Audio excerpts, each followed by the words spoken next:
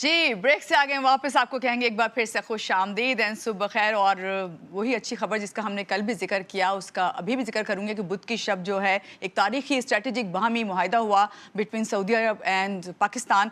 आपको मालूम है कि जिसके तहत किसी एक मुल्क पर अगर हमला होगा तो वो दोनों ममालिक पे हमला तस्वुर किया जाएगा। सऊदी अरब जो ख़ित्ते में एक बड़ी फ़ौजी ताकत रखता है और पाकिस्तान जो जनूबी एशिया में एटमी ताकत रखता है, उनके दरमियान ये मुआहिदा एक तारीखी कारनामा है। और नो डाउट खसूसन ऐसे हालात में जब आलमी अमन और सलामती को शदीद ख़तरात और चैलेंजेस का सामना है और हम हर जगह देख रहे हैं कि सब जो है इस चैलेंजेस से निमटने की कोशिश करें, तो वहाँ पर ऐसे मौके पर हमारा इस तरह मुआहिदा होना कितना खुश आइंद बात है, इसी हवाले से हम बात करेंगे। हमारे साथ security analyst air marshal Aamir retired Aamir Masood साहब हैं, उनसे मिलते हैं और जानते हैं। पहले तो उनको कहेंगे सुबह खैर, अस्सलाम वालेकुम, कैसे हैं आमिर साहब? जी, बहुत शुक्रिया आपका।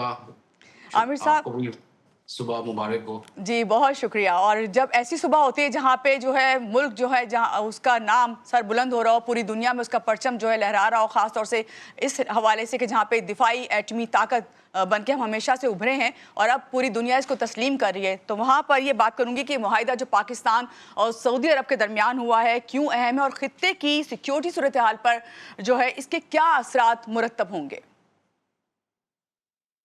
जी, बहुत शुक्रिया। बिस्मिल्लाहिर्रहमानिर्रहीम। देखिए, ये स्ट्रैटेजिक म्यूचुअल डिफेंस एग्रीमेंट जो हुआ है सऊदी और पाकिस्तान के दरमियान, पाकिस्तान और सऊदी के ताल्लुकात बहुत अरसे से बहुत बामी रहे हैं और एक दूसरे के लिए भाइयों वाला एक रिश्ता रहा है। जी और इस तरह के डिफेंस वाला एलिमेंट भी आपस में शेयरिंग करते रहे हैं। पाकिस्तान के बहुत सारे ट्रुप्स जो हैं वो सऊदी अरब में बेस्ड हैं। 60s से लेकर अभी तक बहुत सारी ट्रेनिंग है जो सऊदीज की पाकिस्तान ने कराई है अपनी डिफरेंट जी मिलिट्री अकेडमीज में, एयरफोर्स में भी। और उन तमाम जो ये अवामिल हैं ये ज़ाहिर करते हैं कि कॉन्फिडेंस लेवल हमेशा से मौजूद था, लेकिन उसको इस दफ़ा इन्होंने एक बहुत फॉर्मल तरीके से पेन किया है, ये बताने के लिए एक दुनिया को कि पाकिस्तान जो है वो एक डेफ़िनेटली एक बहुत इम्पोर्टेंट मिलिट्री और बहुत मज़बूत मिलिट्री कंट्री है। ना सिर्फ़ ये कि अनकन्वेंशनली और कन्वेंशनली दोनों लिहाज से हमारी फ़ोर्सेस भी बहुत मज़बूत हैं, हम एक जोहरी ताकत भी हैं। जी तो वो एक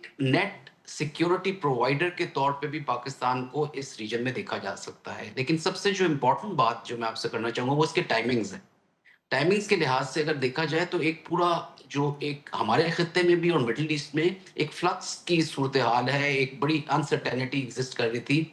और स्पेशली आफ्टर जो कुछ हुआ हमारे साथ मई में इंडिया ने जो जारियत की और उसके बाद ईरान की जंग हुई और अब कतर के ऊपर इसराइल ने हमला किया, तो ये तमाम अवामिल शो कर रहे थे, एक अनसर्टेनिटी की फ़ज़ा शो कर रहे थे, इनसिक्योरिटी बहुत ज़्यादा नज़र आ रही थी। तो राइट ये मुआहिदा जो है हमारे रीजन के लिहाज से अगर इसे देखा जाए तो एक चेकमेट है इंडिया के खिलाफ भी। और आई एम श्योर दे अभी तक उनको एक शॉक एंड ऑ वाली सूरत हाल उनके लिए होगी और वो इसको जज कर रहे होंगे कि ये हुआ क्या है।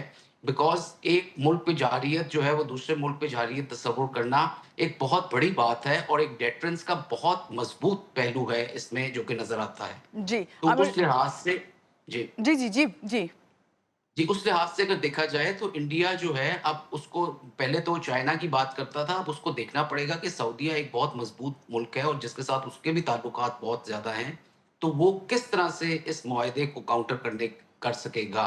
तो it is definitely a sort of checkmate for India.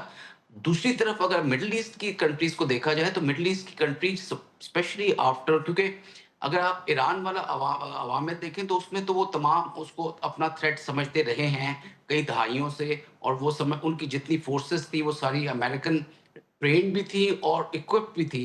तो इस वजह से वो तमाम फैसिलिटेशन भी रही है उनकी इसराइल के लिहाज से और फॉर अगेंस्ट ईरान ओरिएंटेशन उनकी जो सारी ईरान के अगेंस्ट रही। लेकिन जब ये दोहा वाला एलिमेंट हुआ और बीच में आया तो एक बड़ी सीरियस किस्म की एक थॉट प्रोसेस अब एग्जिस्ट करता है तमाम गल्फ कंट्रीज में, तमाम अरब ममालिक में, कि अगर कल को वो ईरान था और आज दोहा है तो आने वाले दिनों में हमारी भी बारी आ सकती है। और हम इसराइल का जो एक गठजोड़ है अमेरिका के साथ, उसके लिए एक इनसिक्योरिटी वाला एलिमेंट इन तमाम ममालिक में बहुत मौजूद है।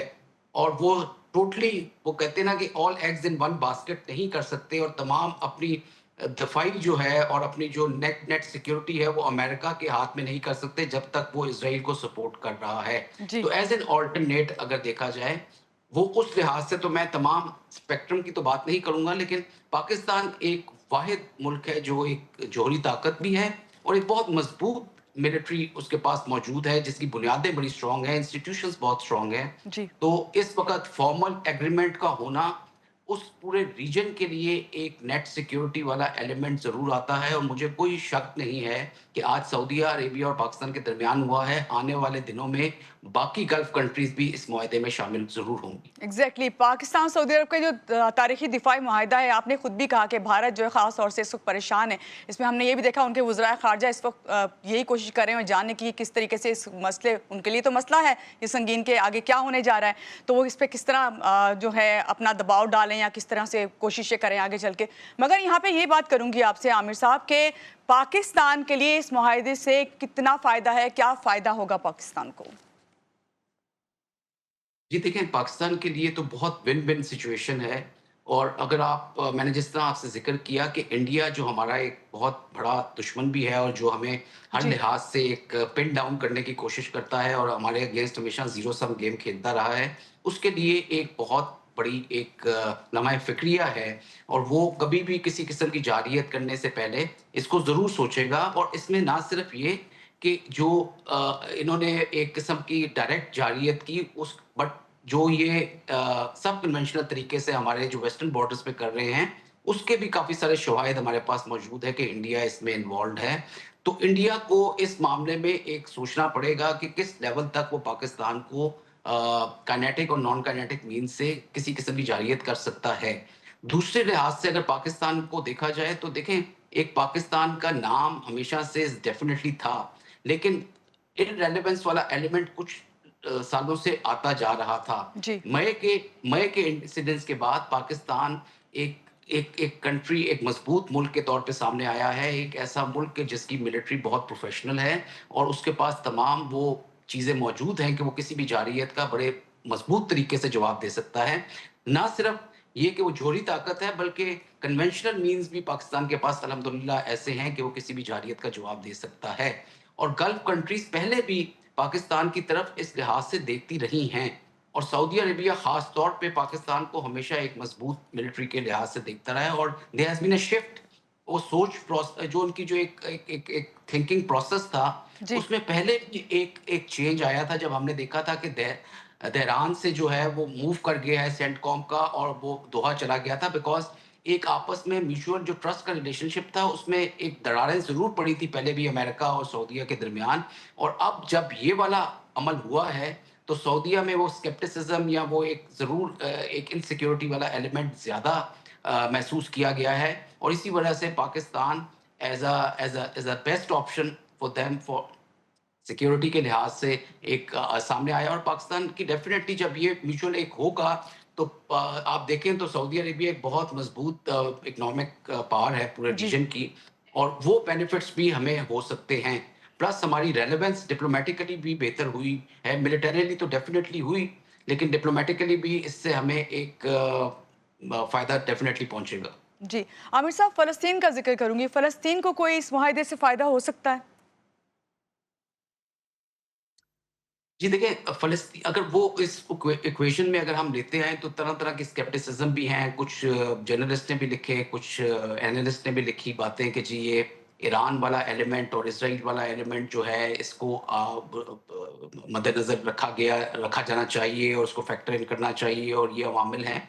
देखिए, जहाँ तक इज़राइल की जारियत का ताल्लुक है, इसमें कोई शक नहीं कि जो कुछ गाज़ा में हो रहा है, उसका बहुत सारा ताल्लुक अभी आपने देखा होगा, कल ही जो यूनाइटेड नेशन की रेज़ोल्यूशन पास हुई है, उसमें फिर अमेरिका ने उसे वीटो कर दिया है। जी। तो ये चीज़ शो करती है कि इसमें जितना कुछ गाज़ा में जो कुछ हो रहा है, उसमें डीप कंसेंट है अमेरिका का इस लिहाज से, जहाँ तक एथनिक क्लेंजिंग हो रही है, जेनोसाइड हो रहा है, ये इज़राइल अकेला ये चीज़ नहीं कर सकता।